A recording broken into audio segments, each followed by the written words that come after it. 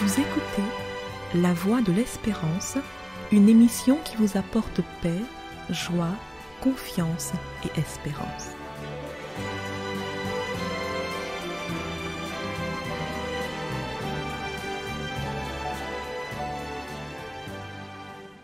Bonjour la Guyane et bonjour à tous depuis la Guyane.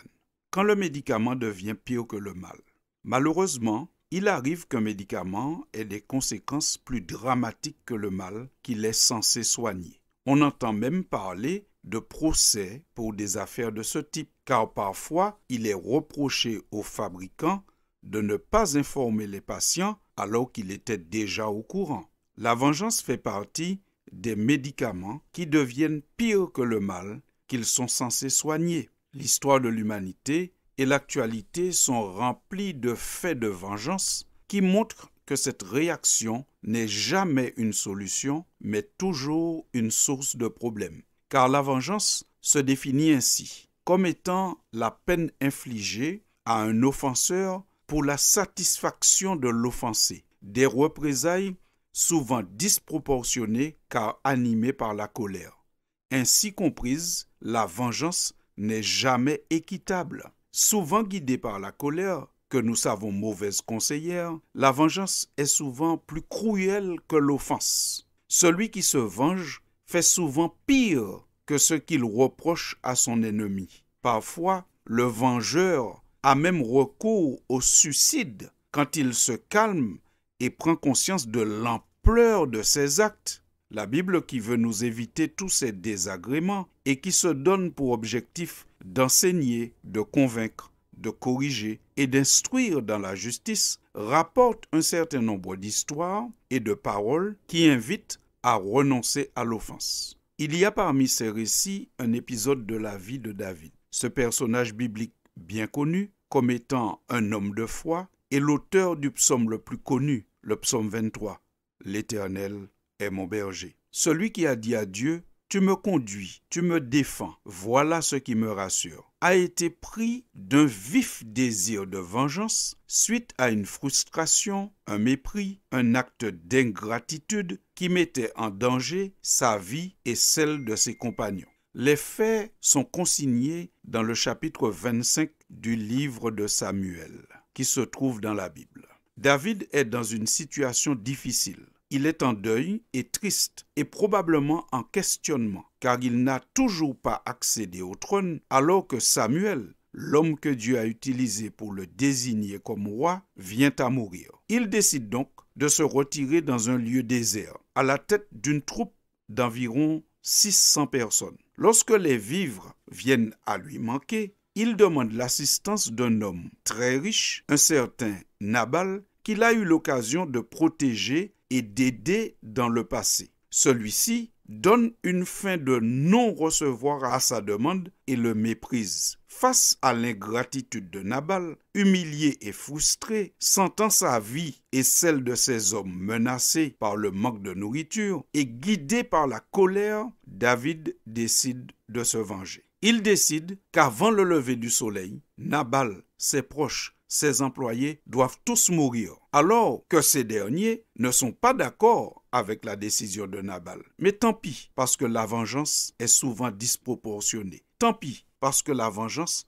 rend souvent aveugle. On se rappelle que nous avons déjà dit que la vengeance rend souvent celui qui se venge plus abominable que l'offenseur. Nabal lui a refusé de la nourriture, l'a méprisé, et lui, en retour, il prévoit de faire un carnage. Heureusement, Dieu va utiliser la femme de Nabal, qui s'appelle Abigail, pour fournir des provisions à David et lui apporter une parole de sagesse. Voici cette parole de sagesse. Lorsque le Seigneur accomplira tous les bienfaits qu'il t'a promis et qu'il fera de toi le chef d'Israël, il ne faudrait pas que tu aies la conscience tourmentée par le remords d'avoir tué inutilement quelqu'un et de t'être fait justice toi-même. Et quand le Seigneur t'aura accordé le bonheur, souviens-toi de moi. Fin de citation. Retrouvez cette parole de sagesse dans 1 Samuel 25 au verset 30.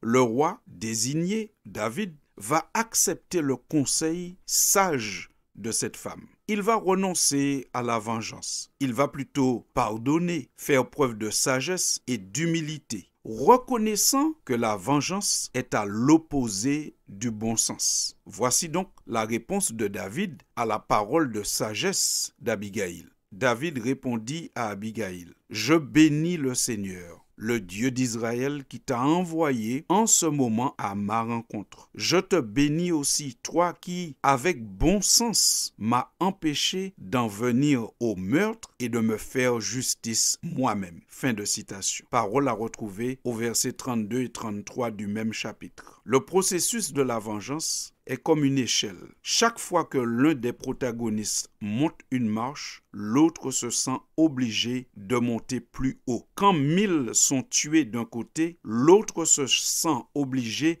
de répliquer en tuant plusieurs fois 1000. L'histoire de David, Nabal et Abigaël montre qu'il faudrait apprendre à renoncer à la vengeance. C'est peut-être pour cela que la Bible dit que David était un homme selon le cœur de Dieu. Il était un homme pouvant se mettre en colère, pouvant prendre de mauvaises décisions, mais il a eu cette sagesse d'entendre la parole de cette femme qui l'invitait à renoncer à la vengeance. Et il a pris la bonne décision. Il a renoncé à la vengeance. Et Dieu ne l'a pas abandonné. En effet, Nabal, homme habitué aux excès, est mort 10 jours après cette histoire d'une attaque. C'est lui seul qui était la source du problème et c'est lui seul qui est mort, alors que David voulait tuer toute sa famille. La vengeance est toujours un remède pire que le mal, qu'il est censé soigner. C'est pour cela que Dieu nous dit cette parole. Renoncez à toutes ces choses, à la colère, à l'animosité, à la méchanceté, à la calomnie, aux paroles déshonnêtes qui pourraient sortir de votre bouche. Fin de citation. Colossiens 3 au verset 8. Dieu n'est pas insensible à la souffrance des siens. Il agit et agira toujours plus pour éradiquer définitivement le mal. Mais en attendant, faisons-lui confiance et respectons sa souveraineté. Acceptons que Dieu puisse agir en son temps comme il veut et quand il veut. C'est pour cela que nous devons pratiquer la justice et jamais la vengeance. La justice, pour qu'elle soit rendue, doit l'être par des personnes extérieures à l'affaire. C'est pour cela que on parle d'état de droit quand aucun citoyen n'a le droit de se faire justice lui-même, mais il doit s'en remettre à une justice qui est censée être équitable, impartiale pour régler les affaires et les problèmes. Eh bien, nous faisons la même chose avec Dieu. Il est celui à qui nous remettons les cas, les affaires et les problèmes, en croyant que Dieu est celui qui est digne de confiance, qui est juste et qui agira au bon moment et de la bonne manière en son temps. Faisons donc confiance à celui qui a dit « À moi la vengeance, à moi la rétribution ». Soyons patients et laissons Dieu agir. Il agira toujours au bon moment. La vengeance est toujours un remède pire que le mal qu'il est censé soigner. Enlevons donc ce médicament de notre pharmacie. À bientôt, chers auditeurs. Merci pour votre attention. C'était La Voix de l'Espérance, une émission préparée par l'Église adventiste du 7e jour. Si vous désirez avoir une copie de la causerie d'aujourd'hui, demandez-la. Elle vous sera donnée gracieusement. Écrivez à La Voix de l'Espérance, boîte postale 169 97 324, Cayenne, CEDEX. Ou téléphonez au 0594 25 64 26.